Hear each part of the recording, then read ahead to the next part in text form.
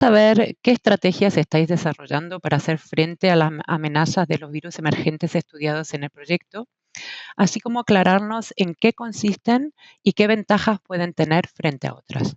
Pues muy buena pregunta, Mariana, porque efectivamente esta disciplina, digamos, todo este conocimiento que estamos generando, queremos que se aplique. Y hay una serie de líneas que son bastante claras. Por ejemplo, os voy a mencionar algunas y luego después Mireia también dará un poco más de detalle en las más novedosas que mencionábamos antes. Por ejemplo, de las líneas más tradicionales de investigación, pues estaría la mejora de los sistemas de diagnóstico. Esto parece una cosa obvia, pero si pensamos de nuevo en la pandemia que ha sufrido la humanidad, se tardó muy poco tiempo en identificar el agente causal. Era un virus nuevo, totalmente desconocido, pero en muy poco tiempo teníamos esa información y podíamos empezar a hacer el diagnóstico. Y de hecho el diagnóstico se hacía por PCR y se volvió, digamos, un término de uso común en toda la población. Todos hablábamos de PCR, tengo que hacer un viaje y tengo que hacerme una PCR. Bueno, pues esa PCR llevábamos los científicos mucho tiempo utilizando para detectar virus, porque es un sistema muy potente, muy efectivo, muy preciso y además muy sensible, con unas condiciones que, claro, tienes que tener ese conocimiento previo del virus. Por eso es lo que os decía, que las herramientas, por ejemplo, del Genome Detective, que nos permite conocer la secuencia de cuál es el agente causal de una enfermedad, nos permite abordar el diagnóstico de una manera muy rápida y muy efectiva. Y el ejemplo que os quería comentar de unos colaboradores con los que estamos trabajando en Colombia, ellos tenían una problemática asociada a una virosis de un cultivo que no estaba bien caracterizada y la manera de abordarla fue, a través de la colaboración con el proyecto Virtigation, fue hacer una secuenciación de todo el viroma de los virus presentes en esas muestras infectadas. Simplemente tenían que obtener muestras infectadas y extraer los ácidos nucleicos para secuenciar lo que había allí. Y después esa herramienta, el Genome Detective, nos identificó concretamente cuál era el previsible agente causal. Y a partir de ese conocimiento, como teníamos la secuencia, pudimos diseñar unos cebadores que se llaman, que son pequeños elementos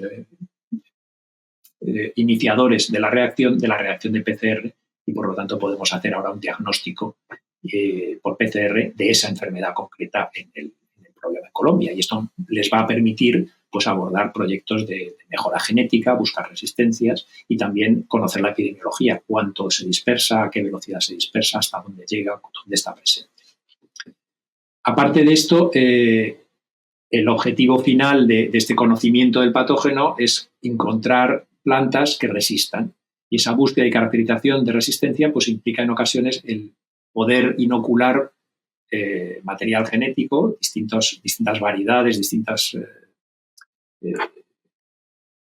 descendencia de un cruzamiento, por ejemplo, de plantas, con el virus o los virus que nos están interesando y después identificar mediante el diagnóstico aquellos que presentan una mayor tolerancia o incluso resistencia. Tolerancia es un término más genérico en el que lo que estamos fijándonos más es en los daños, mientras que el daño patológico, y mientras que en el caso de resistencia lo que estamos buscando realmente es reducir la carga viral, porque estamos incluso en ocasiones pues eliminando completamente la presencia del virus.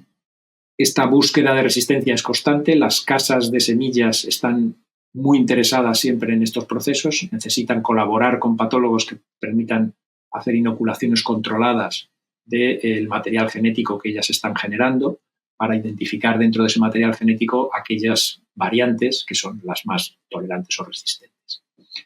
Después hay otros mecanismos, digamos, posibles de interferencia en procesos, como por ejemplo la transmisión, que son más complicados biotecnológicamente desde el punto de vista de, por ejemplo, producir virus-like particles, que serían elementos similares a las partículas virales que mimetizaran, digamos, la forma de esas partículas sin ser infectivas. Y eso podría, por ejemplo, reducir la dispersión por vectores. Los vectores estarían engañados, digamos, encontrarían esos elementos similares al virus y no serían tan efectivos en la diseminación del virus. Y yo creo que la parte de más novedosa de edición genética pues nos la puede comentar mejor Mireia, seguramente. Exacto. Como ya os he comentado antes, una de las aplicaciones biotecnológicas de los virus en la que más se está trabajando en los últimos años es utilizarlos para modificar la planta mediante edición genética. La edición genética la estamos haciendo mediante la herramienta CRISPR-Cas, que también son conocidas como unas tijeras moleculares, ¿vale? Estas tijeras moleculares son muy específicas y se dirigen directamente al único gen que queremos nosotros modificar en la planta y lo editan de manera muy específica. ¿Qué significa editar?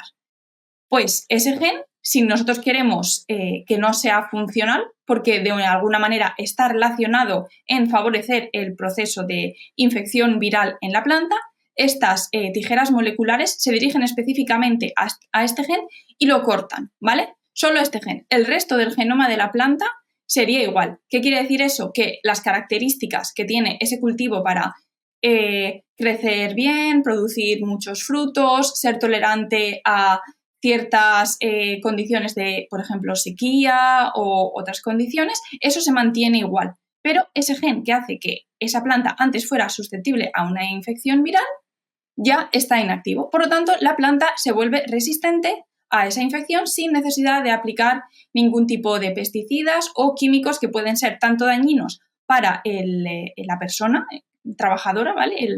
El agricultor que está aplicándolos, como para otros procesos de la cadena alimentaria, para el consumidor o para el medio ambiente cuando esos compuestos químicos se quedan ahí o se van a fuentes de agua potable, etc. También otra de las aplicaciones en las que estamos trabajando dentro del proyecto Vertigation es utilizar los virus como protección cruzada. ¿Qué quiere decir esto? Que utilizamos ciertos virus que producen síntomas muy leves en el cultivo o que están atenuados y infectamos este cultivo con ese virus leve.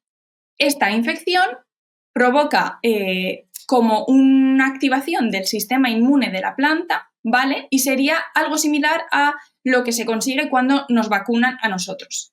Entonces, esa planta ya tiene el sistema inmune como alerta, está vacunada y cuando viene un virus que en realidad es muy nocivo para la planta y peligroso, ya genera una respuesta frente a ese virus y consigue que esa enfermedad no se propague, ¿vale? Entonces, quedaría como protegida frente a virus que en realidad son muy dañinos a la planta y pueden generar muchas pérdidas económicas en cultivos, ¿vale? Esto se está utilizando con el virus del mosaico del pepino, ¿vale? Que sería este tipo de vacuna vegetal para protegerlos mediante a otras enfermedades, sobre todo en cultivos de solanáceas, ¿vale? En la zona de Murcia la mayoría de tomates que se producen están protegidos de esta manera. Es una protección natural que una vez más evita el uso de agroquímicos o pesticidas y de esta forma pues es más segura tanto para el medio ambiente como para el consumidor.